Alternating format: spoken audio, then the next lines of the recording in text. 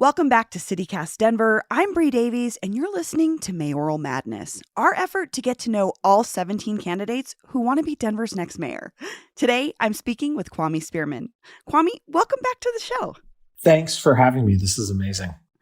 So you've been campaigning for a while, and I wonder, is there a place, like a new place or something new that you've discovered in the city as you've been campaigning? Something that you love, something new? So I'm trying to be Denver's next neighborhood mayor. And so I'm actually going into all of our neighborhoods and experiencing local businesses. And so there's so many places that I've loved. I also have the benefit, I grew up here. And so I've been able to go back to some places that I haven't been to in a long time. A place that I have loved is Revision on the west side in Westwood. Revision to me is fantastic because one of the biggest issues that we're not talking enough about is food insecurity. And Revision's whole point is producing food. They do about 120,000 pounds of food every year for people who are food insecure in the city and county of Denver. It's been amazing going to places like that. I love Revision. I'm just a couple blocks from there. Oh, there you go. Morrison Road is like one of my favorite roads in the city of Denver. It's a little secret, but I think the secret's out. Unfortunately. Morrison Road's pretty rad. Exactly. So you brought this up. You are calling yourself Denver's neighborhood mayor. What do you mean by that? I think we have become too large of a city for one size fits all solutions. And one of the things that I can tell you as, someone who's led a small business is that if your employees and your customers don't feel seen and heard, it is really hard to get them to work with you. And I think right now, residents in Denver are not feeling seen or heard. And I think their neighborhoods are feeling the same way. We've got some really big issues we're tackling, inflation being one of them, just the cost of living in the city. Crime is on the uptick, and we're dealing with an unhoused situation that is just, it's not great. And I think that what the neighborhood perspective allows us to do is to go back into our neighborhoods. It's to speak to individuals. It's to hear what they're saying and then to come up with collaborative goals and metrics that we can then use to have that we can then use to hold our city government accountable. And that's, to me, the way government should always work. And I think we can get there in Denver. What's an example of how this neighborhood-specific or neighborhood-centric approach would work for you as mayor? So let's look at safety, right? One of the biggest issues in Denver, I think, is that our neighborhoods are feeling less safe than they used to. And I think there are a lot of reasons for that. But we've got to have more community policing. If you go back in the day in the city of Denver, you had to live in the city if you were a Denver police officer. Now, 85% of our police officers live outside of the city and county of Denver. So there are a few ways that the neighborhood mayor would handle this. The first is we've got to have a police chief who outlines specific plans for various neighborhoods. The way that he or she would create those plans is by going into the neighborhoods and by understanding what are the key issues affecting residents. In many ways, community policing is community planning, and we've got to have representatives from our police in those conversations, hearing what residents want and then using those to create metrics. The other side of it is one of the biggest issues I think we have in a recruitment perspective is actually getting people housing. And this isn't just our police officers, our teachers, our nurses, our firefighters, our booksellers. They're all struggling to live in Denver right now. But I think each neighborhood wants to have the people who are protecting it be amongst the residents. And so thinking through affordable housing plans and thinking through areas to develop that we could do our best to ensure that the people who are serving the city have an opportunity to live in the city.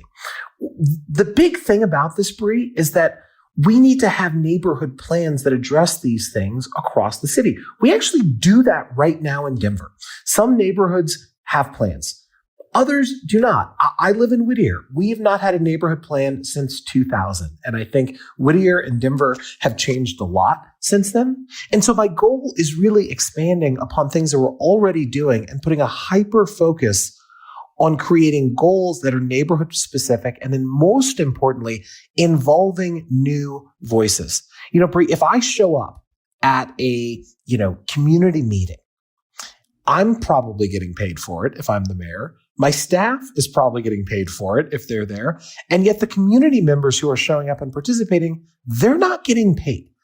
That doesn't work, because what it does is it creates only a certain type of individual who can show up, right? That person is probably financially secure. They may or may not be retired. They tend to skew a different, to a very, very particular demographic. And what that does is it doesn't allow for a fully represented group to then be influencing and making these sort of goals along with the city. So that's what I'm talking about being a neighborhood mayor. It's really increasing the participation among the residents. It's creating neighborhood by neighborhood plans. And then it's taking key government agencies and aspects of City Hall and really bringing them into that process, into where people can feel seen and be heard.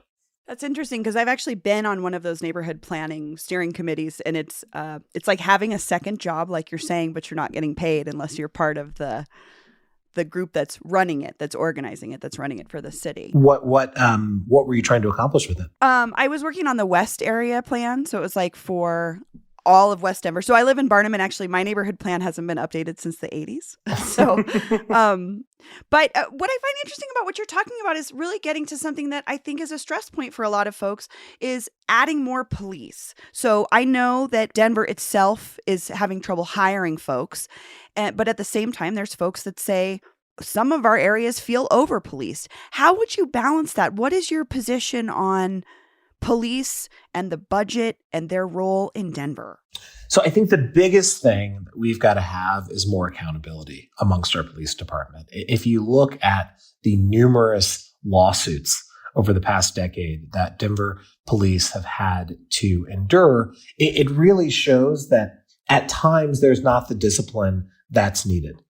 That being said, Bree, and I can tell you this once again, from my experience as Tattered cover, when you dial 911, you do want some type of law enforcement showing up, right? Because you perceive the situation to be unsafe or dangerous.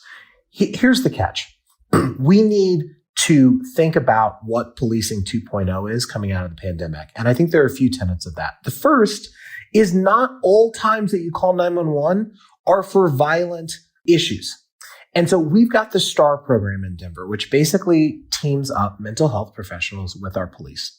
And so in instances in which there's a non-immediate threat, the mental health professional is actually leading the conversation with the individual or individuals who the quote unquote police have been called on.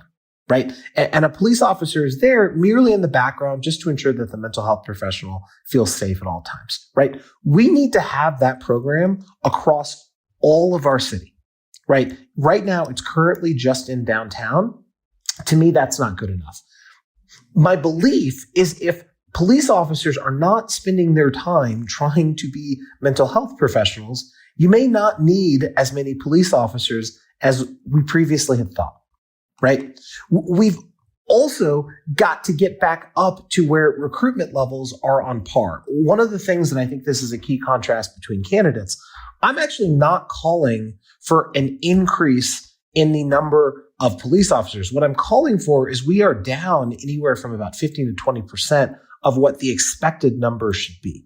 I'm calling for getting that back up to par in the same way that we are down with city employees, the same way we are down with teachers, the same way that we are down with nurses. We have jobs shortages, we have employee shortages for jobs throughout the city and county of Denver. And the reason why we have that is because we don't have workforce housing. We have got to have more housing for individuals. So one, I think that there are instances in which we are calling the police in which police should not be leading that conversation. The second is I do think we need community policing, Bree. I think there's a fundamental difference of when you live, and I'm not trying to call out Parker, for example, but when you live in Parker and you're coming into Denver to police, I think there's an us versus them mentality. And that's not healthy. Right? We need police officers who live in the city and county of Denver, and we need housing for that. The third is we need a better pipeline. One of the things that I am really, really excited about to be our next mayor is that I think there is more that we can be doing in partnership with Denver Public Schools. I think one of the things that we are learning is that this notion of having a college degree to do all types of work is not necessarily needed. And in fact, we can think critically about vocational type professions that are incredibly, have good compensation, great retirement packages, et cetera, et cetera. And we can start thinking critically about how we get people who may not be graduating to graduate to participate in these types of programs. Denver Public Schools graduation rate is still only 65 to 70%.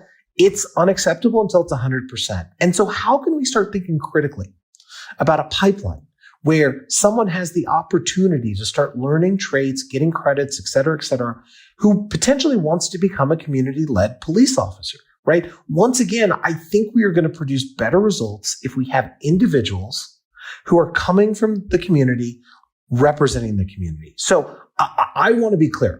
I think when you call 911, you want the police to show up, but we have to reimagine our relationship with the police moving forward. And I think as our next mayor, I can do that. So I want to pull back for a bigger picture question, which is, you're CEO of a company. Why do you want to be Denver's next mayor? This is the most consequential mayoral election of a generation. I hearken it back to 1983, where a young Mayor Pena said, I want to imagine a great city. And Denver had a choice in that election. We were going to move on the path to being Cheyenne, or we could become the Denver we know and love. I think this is a similar election. We are ready for a fresh perspective, Bree. We are ready for new leadership, a new generation. And I want to play a part in that. One of the things that has been most exciting about running for mayor is speaking to people who are in their 20s and 30s and 40s and asking them, hey, this is what I want to do to contribute to Denver, but what do you want to do to contribute to Denver? I think people who are around that age, which is my age, to be clear, I know I sound a lot older on the on the podcast, but I'm 39 years old myself. And I think people who are my age are feeling the same thing, right? We love Joe Biden. We do. But it's kind of our time as well. And we are going to be in Denver for the next 30 years, and we want to play a part in building it. And Denver, in many ways, has some issues that we got to figure out. And I think it's time for a new generation to do that. And so I love Tattered Cover. I have, arguably the best job in Denver. But Bree, I got to be honest with you. If we don't make some changes in this city, I'm deeply concerned that businesses like Tattered Cover aren't going to be able to call Denver home for much longer. And more importantly, employees who work for businesses like Tattered Cover aren't going to be able to call Denver home much longer. And so you put all of that together, a new generation coupled with this notion of it's an incredibly consequential time in our city. And that's what's compelling me to run. So speaking of the next generation, I want to ask you a question from the news, which is last week, students at East High School, we had a student from East High School died from a fatal shooting right outside of the school. Thousands of students walked out of class and marched to the Capitol, calling for more protections from gun violence. As mayor, how would you address the issue of youth gun violence in Denver? So that shooting, once again, I went to East High School, and our biggest Tattered Cover location is across the street from East. And so that shooting, it resonated with me in an incredibly profound way. And last week, I had the opportunity to walk down to the Capitol with East High students. And Bree, what was so crazy is the East High School students were acting like adults at the Capitol, and they shouldn't have to do that. They should be able to be high schoolers. And yet we have in many ways failed on this issue. And to be clear, this is not a Denver issue. It's not a Colorado issue. It's a problem that we have in the United States around gun violence. We've got to do more. So I applaud what's happening at the state level right now about, a further ban on assault weapons. One of the things I can tell you, though, that I think will help youth violence is economic opportunity, right? If you believe that staying in school and learning and the ability to get a job is better than pursuing a lifestyle in which you're going to be exposed to violence and drugs. If you believe that your future is brighter than that, you're less likely to do it. And so what we got to do in Denver is we've got to have those economic opportunities for our youth. One of the things that I'm incredibly supportive of is we've got to have a better internship process, particularly for high schoolers, that allow them to actually work to make compensation, and the city government should help financially support that. We partner with Urban Peak at Tattered Cover, and we have 14 to 18 to 22-year-olds who are coming in as booksellers. Right. And it's an opportunity for them to see sort of the opportunities that are afforded to them in working for a cool organization.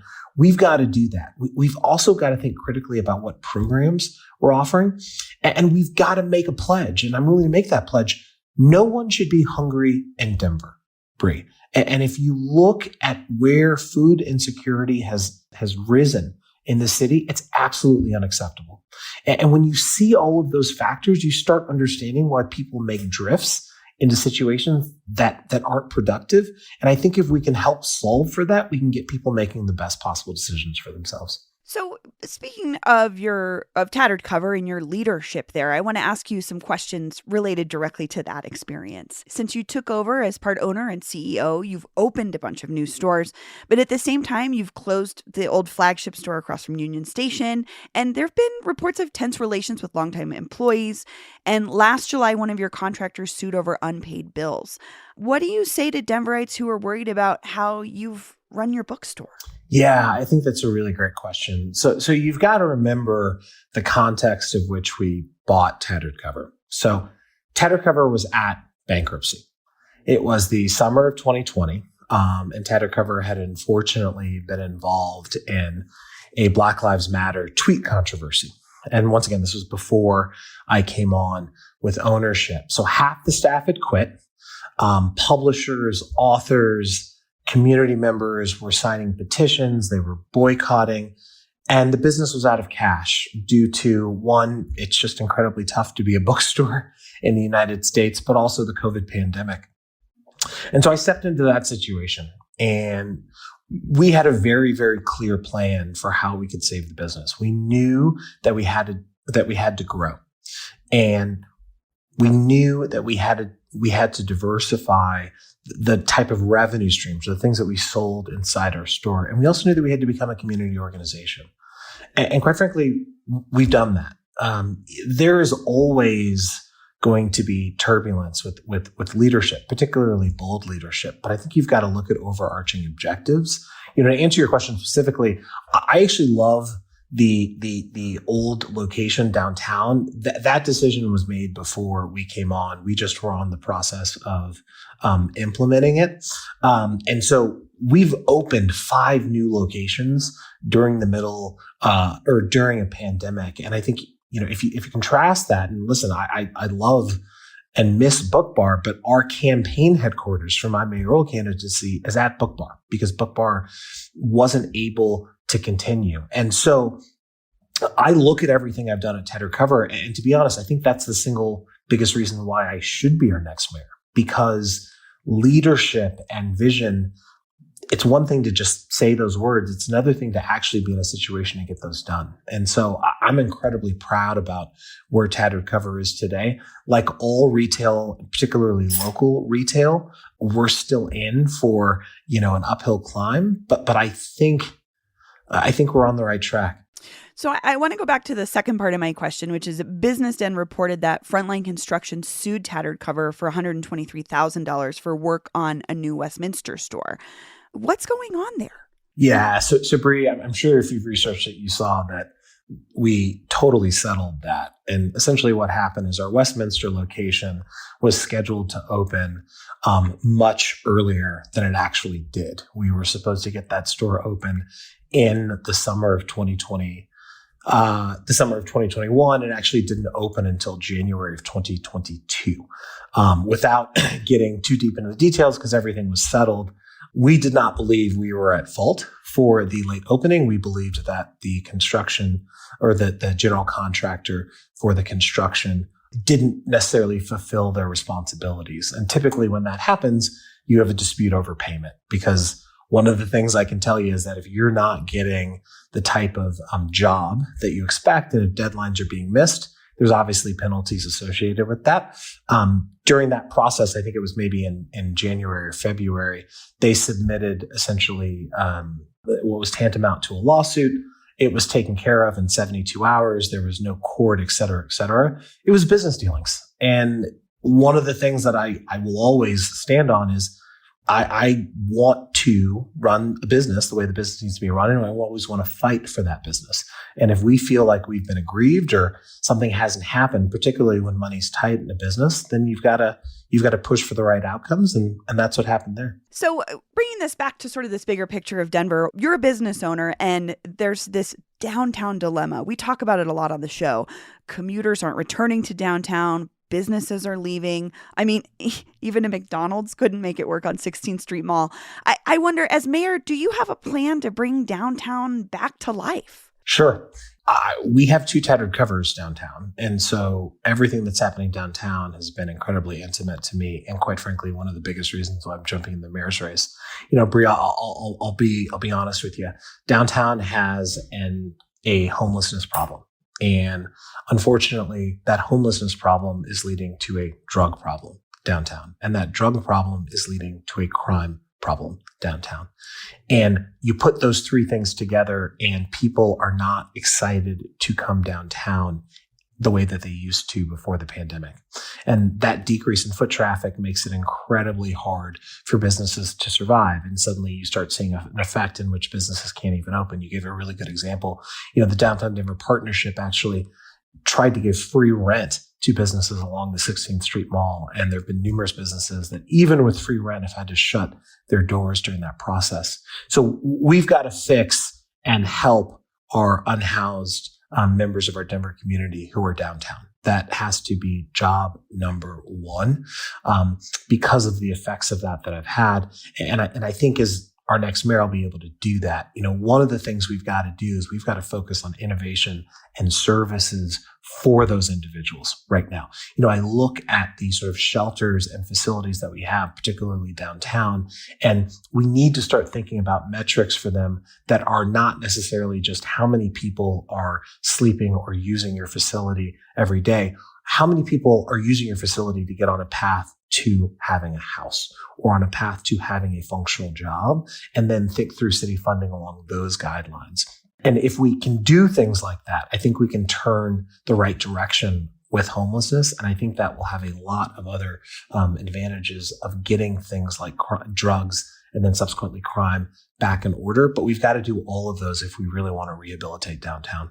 I struggle a little bit with this connection between unhoused folks and folks who are maybe have drug issues or are misusing, have misuse issues, and then the crime issues.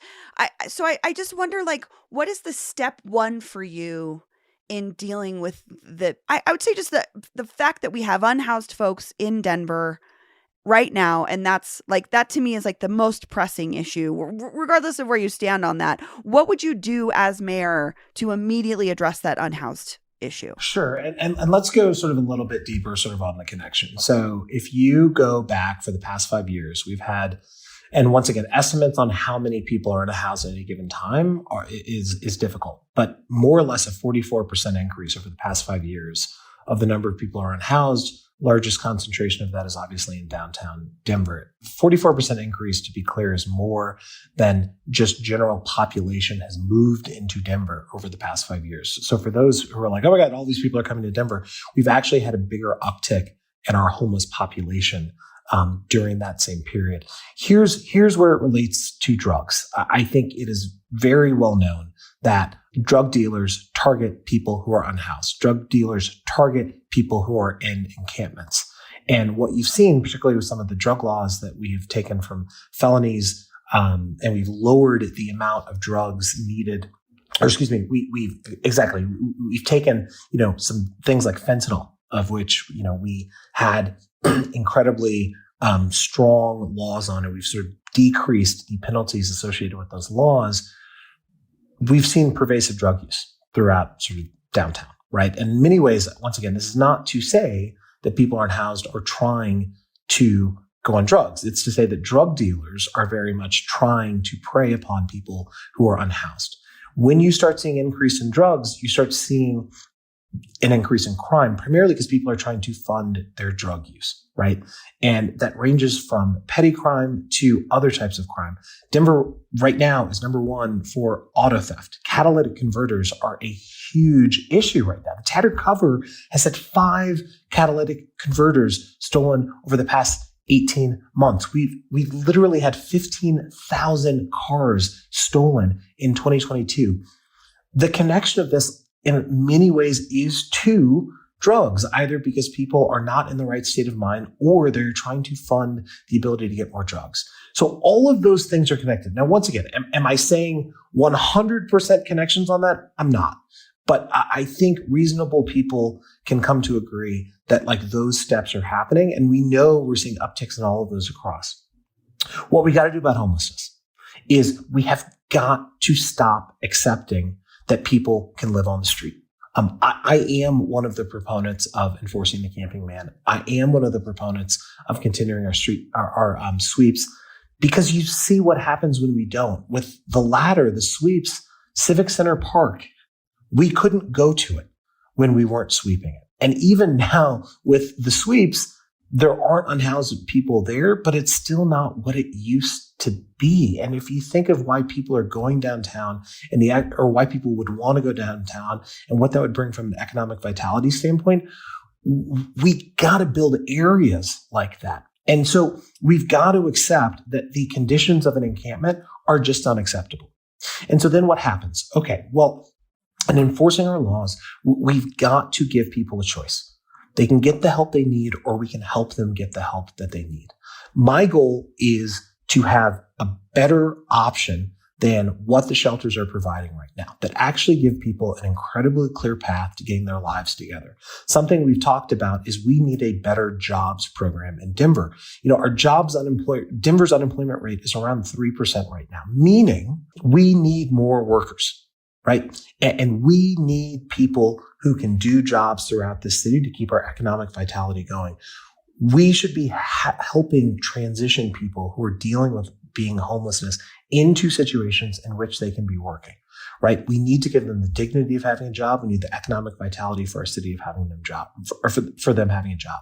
The other thing we've got to explore is that if someone is not in the right state of mind, and if they are not saying, hey, I want to get the help that I need, what can we do to help facilitate that? New York City is exploring right now. They started in December with what they're calling involuntary holds, and having medical professionals or mental health professionals make some determinations that the state of someone who may be suffering from things other than schizophrenia might need more help. California is thinking of something similar with the care court, which is basically akin to having a drug court process of which, you're starting to say to someone, hey, we're going to compel you to do these certain things.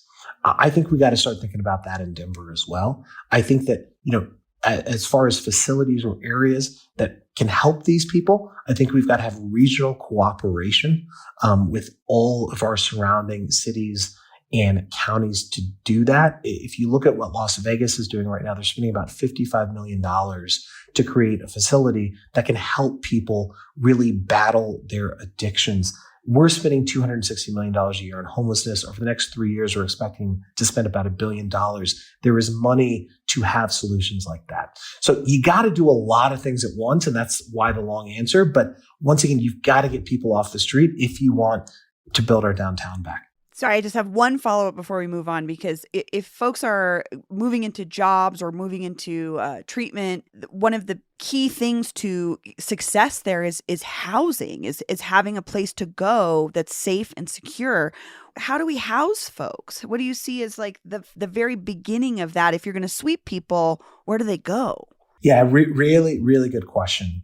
We have about 30,000 housing units that we've got to build in Denver. And essentially what happened is during the Great Recession, we stopped building. And then immediately after the Great Recession, everyone realized what I've always known. This is the most livable, best city in the country. And a lot of people moved here.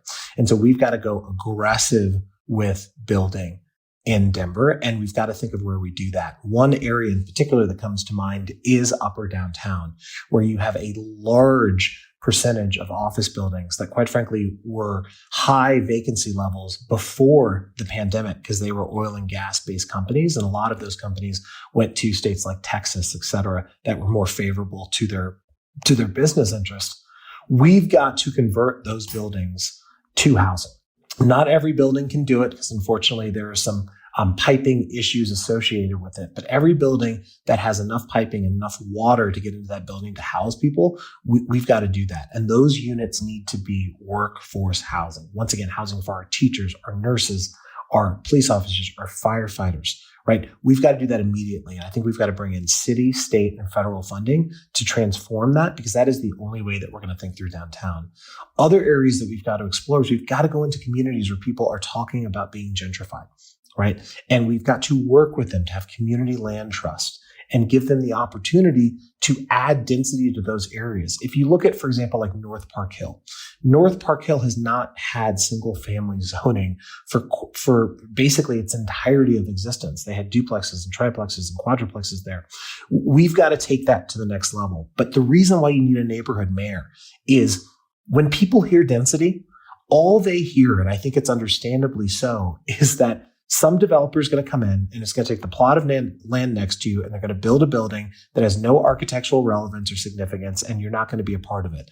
Not the neighborhood mayor. I'm not going to be the person who does that. We're going to involve our community members. If you go to our website, kwamefordenver.com, you'll see that we embrace the Vienna Plan, which essentially brings a jury of people from the community. We pay them for their time. They create architectural standards,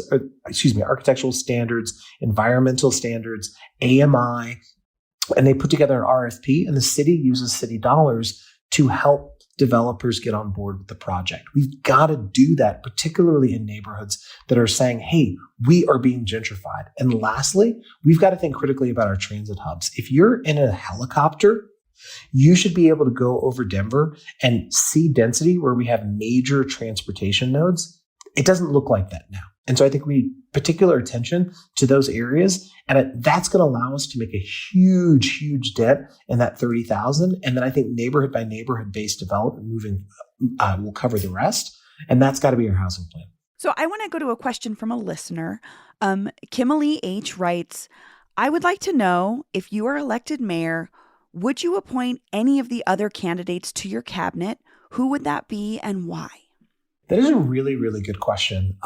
There are a lot of people. So Al Gardner is an IT guru, and I think he has the experience to have sort of a IT 2.0 for the city and county of Denver. You know, one of the things that if I'm going to be the neighborhood mayor, I'm going to have to do is find better ways to connect. So we're going to have to leverage things ranging from podcasts to social media to how we think through things like polling. And that's going to be absolutely essential into connecting with people. And so Al would be fantastic from that. I think Thomas Wolfe has interesting thoughts on sort of how we think through our encampment situation. Obviously I will contract with Chris Hansen so we can plow the damn snow. And there are many other people that I think, can be involved. One of the things I can tell you, Bree, is that what's been really fascinating for me is, you're spending all of your time in talking to voters, differentiating yourselves from the other candidates. But as soon as you stop that, we spend a lot of time with one another. I can tell you that every person who's running for Denver is running for Denver for one reason. They really care about this place.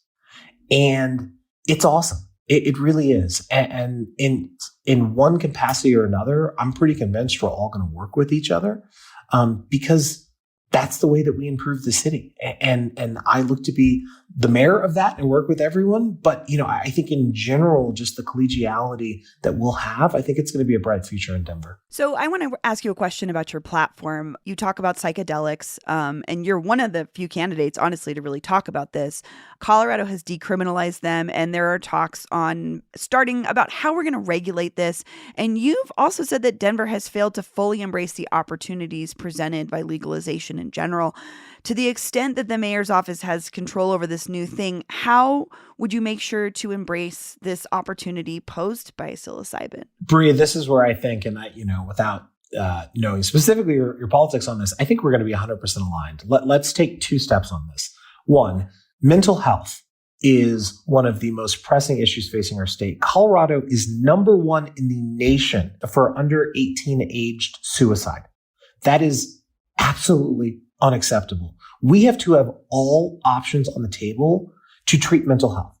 And what we are seeing with psilocybin and other types of psychedelics, it's that it is treating people's mental health.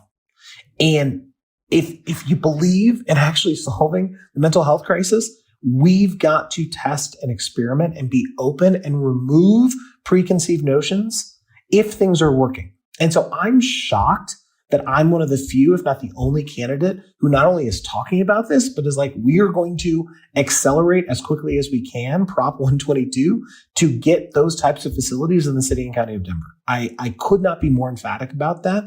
And it kills me that when you look at the stats and see what we're dealing with from a mental health issue, that more candidates are not on board with this. Let's talk a little bit about cannabis. Cannabis is actually the most local business you can have in an economy because money cannot leave the state because our federal government, for some reason, has been totally asleep on this issue. So we have a local economy here, of which Colorado was one of the leading states on, that is dying right now. You know, the margins on cannabis are so low. You are seeing tons of cost compression, and we're actually driving people to illicit markets when we've got a regulated, well-run local economy here that should be flourishing. In addition, we've had the 10-year trial period on this. Everything's okay. The sky has not fallen, right? So what I would do is, like, our excises and licenses division is going to treat cannabis the same way we treat our other vices like alcohol, right? So if you can't have a bar 500 feet away from a bar or liquor store from a school, that's fine. Same rules for cannabis. Right now, though, our friends in the cannabis industry are subject to what I feel like are draconian and unfair laws that are not allowing their businesses to prosper. And so we've got to do more on that. I think over the next 10 years, let's, in the year 2033, let's reclaim our spot as the state that understands the cannabis industry and is the most friendly to it, and reap the economic benefits from that. Kwame, have you ever tried psychedelics? No. Okay. On the record is no. All right. Okay. So I have a couple questions that we pull from, that we ask all the candidates. They're sort of in fun. Being mayor comes with special privileges, and I think you could call up anyone in the city and get lunch with them. Which local celebrity would you most like to have a meal with? We're thinking like Hudil and Doug, John Elway, Jake Jabs, Adela Arakawa, Frank Azar, Nikola Jokic is a popular one. Oh, I would totally choose Adela Arakawa. I mean, her generation of 9 News, Kim Christensen, Kathy Sabin, I think are amazing. I'm not sure the direction it's headed now, but I think that was the gem. That was when broadcast journalism, it just felt objective. It felt fair. And it did this job of giving news to the people in a way that it wasn't intending to polarize. And I'm not sure that still happens at certain stations like that today.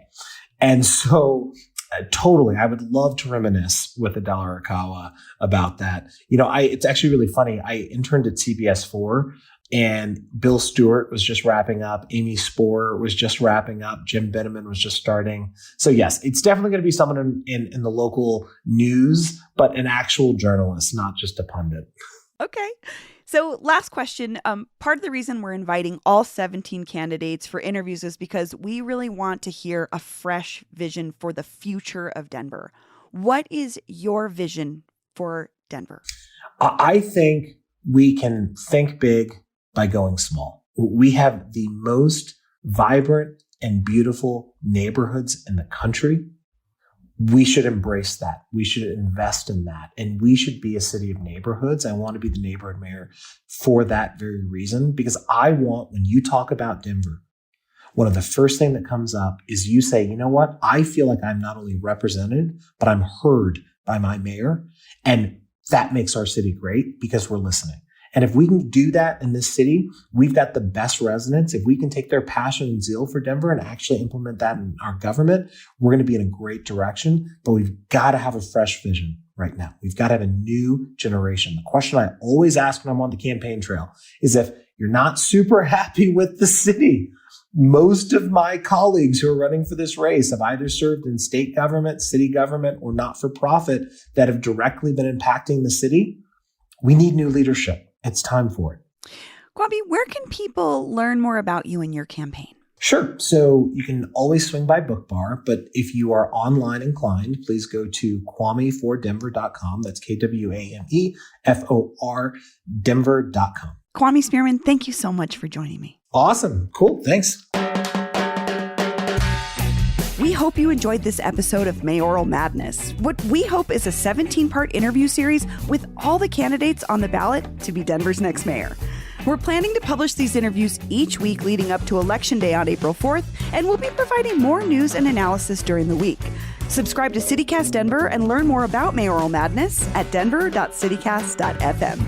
We'll be back soon with even more mayoral candidates who want to lead the city.